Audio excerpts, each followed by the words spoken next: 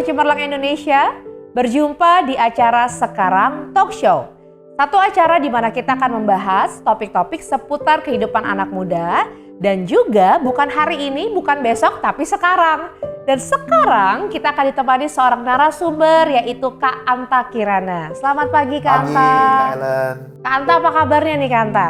Kabarnya selalu luar biasa, antusias dan semangat. Wow, pastinya ini akan terimpartasi buat teman-teman anak muda dimanapun yang menyaksikan acara hari ini. Ya memang betul sekali bahwa kalau kita kehilangan semangat itu sudah mati ya walaupun masih hidup. Makanya semangat harus tetap ada. Yes, nah Kak Anta cerita sedikit dong tentang latar belakang Kak Anta sebagai seorang motivator, trainer dan juga coach. Ya oke, jadi saya suka sekali dengan pengembangan diri, mendevelop orang, bahkan saya mendevelop diri saya sendiri. Dan hari ini keseharian saya sebagai seorang trainer mengajar pelatihan soft skill, komunikasi, kemudian selling skill dan juga leadership, juga sebagai certified coach ya.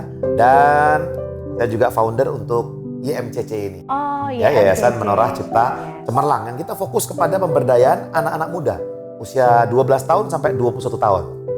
Ya, jadi bagi teman-teman yang masih muda, pantengin terus acara ini, kita akan terus growing. Yes, betul nih. Nah Kak Anta, hari ini kita mau membahas tentang topik apa nih Kak Anta? Topik ya, jadi topik untuk yang pertama perdana ini, topiknya adalah saya ingin bahas tentang tema toxic relationship. Toxic relationship ya, ini lagi happening ya? Lagi happening. Nah pastinya kalau pada pengen tahu, diobrolin aja di Sekarang Talk Show. Nah Kak Anta, kenapa Kak Anta tertarik untuk mengangkat topik ini supaya anak-anak muda ini lebih mengerti tentang toxic relationship? Oke, jadi kalau kita lihat katanya toxic itu kan berarti beracun. Iya. Ya. Nah, kita bisa pahami bersama-sama bahwa kehidupan Anda atau kehidupan saya akan jadi seperti apa, itu erat kaitannya atau sangat bergantung kepada dengan siapa kita menghabiskan waktu kita. Atau dengan siapa kita hang out with. Dengan siapa kita berkumpul. Iya. Ya. Nah, jadi penting untuk kita untuk membangun hubungan atau pertemanan, persahabatan dengan orang-orang yang lifting us up, bukan pressing us down. Ya. Dan ini di mana sekarang kan ada kumpulan-kumpulan, lalu kemudian ada grup-grup, ya WhatsApp grup, YouTube grup, kemudian juga channel ya, kemudian Facebook grup. Nah, jangan sampai kita salah masuk grup sehingga membuat kita tidak berkembang, justru shrinking atau makin tidak bertumbuh. Nah, itu bisa jadi problem. Nah, tadi kan Kak Anta mengatakan tentang toxic relationship. Nah, pastinya ini teman-teman anak muda generasi Cemerlang ini pengen tahu, Kak Anta, bagaimana ciri-ciri toxic relationship? Ya, jadi kalau secara gambaran besar, toxic relationship itu Anda berada dalam sebuah hubungan, pertemanan, persahabatan, atau percintaan ya, pacaran, di mana hubungan itu justru tidak membuat Anda bertumbuh atau berkembang, tapi membuat teman-teman itu justru terhambat, potensinya nggak berkembang, pengetahuannya tidak berkembang, lalu kemudian talenta yang dimiliki tidak dimaksimalkan ya. Nah, itu toksik itu. Nah, sederhananya kalau kita bahas tentang ciri-ciri lebih detail lagi adalah di dalam komunitas itu sibuk tapi nggak produktif. Bisa jadi. Jadi banyak melakukan satu hal ini, itu, tapi itu tidak ada tujuan utamanya apa. Lalu tidak mengembangkan saya. Hanya sekedar menghambur-hamburkan waktu atau mengisi waktu luang, tetapi belum tentu membuat orang yang melakukannya itu bertumbuh secara maksimal. Ya, itu yang pertama.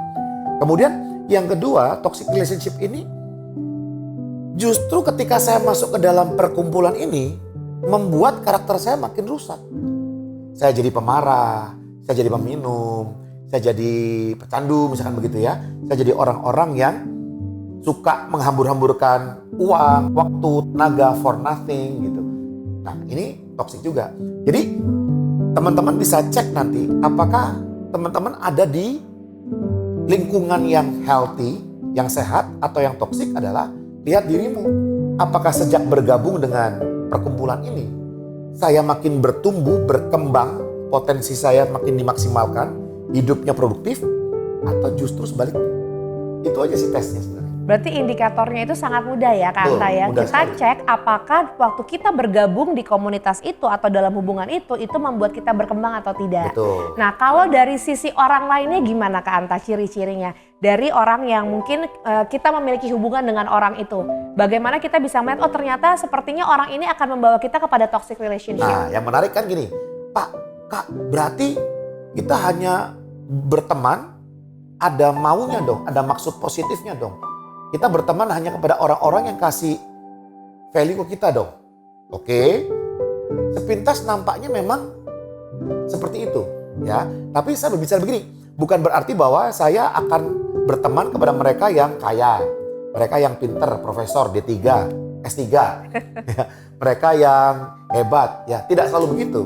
Tapi intinya adalah pastikan bahwa kita berada dengan orang-orang yang memang mempunyai sebuah filosofi hidup yang menumbuhkan ya. Kalau kita bergaul dengan orang S3 pun, tapi kalau dia pemarah, dia pecandu, buat apa juga ya. Tapi kita juga bisa bergaul dengan orang-orang yang tidak dikatakan kaya, tapi kaya dengan sebuah prinsip-prinsip atau nilai-nilai yang baik ya, jujur, integritas, tepat waktu. Nah ini juga baik buat kita. Jadi bagi kita, kalau kita mau berteman dengan orang lain, kita perlu cek apakah dalam pertemanan ini memang Anda ingin mempengaruhi mereka menjadi lebih baik. Berarti oke aja bertemu dengan orang-orang yang menurut teman-teman mungkin masih dalam keadaan belum ideal. Tapi boleh dong, secara sosial saya mau datang ke mereka, saya ingin menjadi bagian dalam perubahan hidup mereka supaya mereka jadi lebih baik. Boleh aja. Oke. Jadi saya tahu bahwa dalam hubungan ini saya ingin menambahkan nilai buat mereka. Oke, jangan dihindari.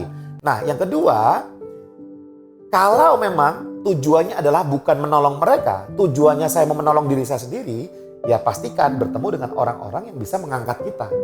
Orang-orang yang membuat kita makin tough, bisa bersyukur, lalu rajin belajar, kemudian mempunyai spirit entrepreneurship, ya boleh kita lakukan itu.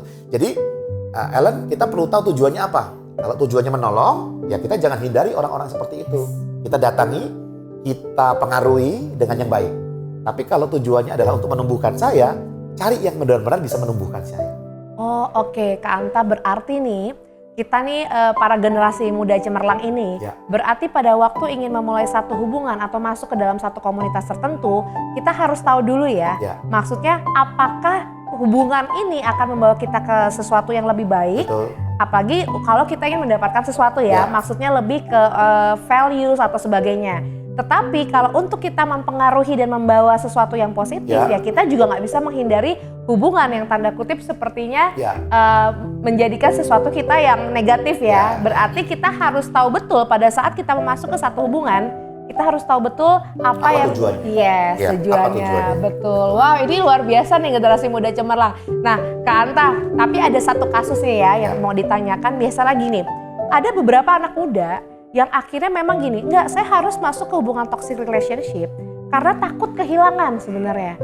Takut kehilangan atau kedua takut untuk tidak diakui gitu ya. Nah, itu gimana tuh Kak Anta untuk menyikapinya? Ya makanya yang menarik kan ini contoh klasik ya. Ketika orang-orang berkata bahwa misalkan merokok tidak baik gitu ya, buat kesehatan. Betul. Ada di kotaknya semuanya ya.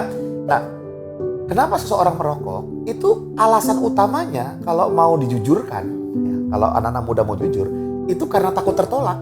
Iya. Karena saya masuk di lingkungan, wih, semuanya ngerokok nih. Waduh, gimana nih gua nih? Ya, kalau saya nggak ikutan ditolak. Ya, nah jadi kembali lagi bahwa kalau kita ingin menjadi pribadi yang cemerlang, yang bertumbuh, yang berkembang, tidak bisa kita kompromi dengan hal-hal yang katakanlah bahwa ini kalau saya nggak masuk, kalau saya nggak lakukan ini, aduh nanti saya nggak masuk nih. Ya. Pertanyaan saya bukannya masuk nggak masuk, pertanyaannya Betul. apakah pertemanan ini akan membuatmu lebih baik atau tidak? Betul. Gitu kan? Ya bahkan ada berkata bahwa, wah kamu kalau nggak ngerokok banci lu katanya. Tapi saya ngecek para banci juga ngerokok gitu loh. Jadi ini kan jadi sebuah hal yang penting ya. Iya betul. Ya, jadi sekali lagi, kalau teman-teman mau menjadi pribadi yang cemerlang, kita perlu berani untuk berdiri di atas value, di atas nilai. Kalau itu baik, kerjakan. Kalau itu nggak baik buatmu, ya jangan dikerjakan. Termasuk dengan melakukannya mungkin engkau tidak diterima di lingkungan itu. Ya nggak apa-apa. Untuk apa kita diterima di lingkungan tertentu, tetapi lingkungan itu membuat kita menjadi makin buruk. Buat saya itu nggak make sense. Betul, betul. Wah, ini menarik banget generasi muda cemerlang. Dan saya percaya ya Kak Anta bahwa pada saat kita memang mau mempengaruhi atau menjadi orang yang membawa pengaruh baik, kita juga harus tahu apakah kita mudah terpengaruh atau tidak. Kalau kita mudah terpengaruh, sebaiknya kita hindari toxic relationship itu ya. Wah, ini keren banget nih generasi muda. Nah Kak Anta, boleh kasih nggak kata-kata closing nih buat teman-teman anak muda nih, supaya mereka bisa dalam pergaulannya itu bisa mengantisipasi yang namanya toxic relationship. Iya, jadi kalau saya kasih satu quotes, maka ini masuk dalam quotes bisnis juga, your network will determine your net worth. Jadi hubunganmu dengan siapa akan menentukan nilai atau nilai bersih daripada dirimu ya. Bahkan dikatakan hubunganmu atau jaringanmu itu akan menentukan tabunganmu. Ya, hubunganmu menentukan tabunganmu. Walaupun kita nggak secara khusus bicara tentang uang, tapi ini bicara tentang bagaimana saya tetap bisa memastikan diri saya bertumbuh dan berkembang. Jadi hindarilah hubungan-hubungan yang membuat Anda drop, turun, bahkan hancur. Mulai tambahkan hubungan-hubungan yang bisa membuat Anda makin naik, maju, dan produktif. Ya. Dan itu yang akan membuat generasi muda ini menjadi cemerlang. Yes. Oke, terima kasih Kak Anta. Dan pastinya di lain waktu kita akan semakin diperlengkapi lagi dengan Kak Anta. Dan juga para generasi muda cemerlang, terima kasih untuk waktunya. Sampai berjumpa di Sekarang Talk Show berikutnya. God bless. Bye.